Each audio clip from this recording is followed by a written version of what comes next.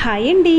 మన ఇళ్ళల్లో బియ్యం దాచుకుంటూ ఉంటాం కదండి, అది పురుగు పట్టేస్తూ ఉంటుందండి. సో ఈ స్మాల్ చిట్కాతో ఇంకా ఎప్పటికీ పురుగు పట్టకుండా అయితే చేసుకోవచ్చండి.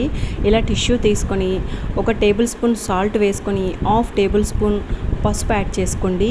2 టేబుల్ స్పూన్ సాల్ట్ తీసుకుంటే 1 టేబుల్ స్పూన్ పసుపు అండి, క్వాంటిటీని బట్టి. తర్వాత ఒక 4 లవంగ మొగ్గలు, ఒక 10 మిరియాలు ఇలా వేసుకొని పొట్లంలా కట్టేసేయాలండి. ఇది బియ్యంలో పడకూడదు. ఇగోండి నేను చూపిస్తున్నాను కదా, ఇలా అండి పొట్టంలో కట్టేస్తే ఇంకా ఈ బియ్యానికి ఒక్క టిష్యూ ఇచ్చామంటే పురుగులన్నింటినీ తుడిచిపెట్టేస్తుందండి. ఇగోండి ఈ మాత్రం క్వాంటిటీ కాబట్టి 1 టేబుల్ స్పూన్ తీసుకున్నాను. ఇప్పుడు అది ఊడిపోకుండా దీనికి ఒక రబ్బర్ బ్యాండ్ని ఇలా పెట్టేసేయండి. ఇగోండి నేను చూపించిన విధంగా.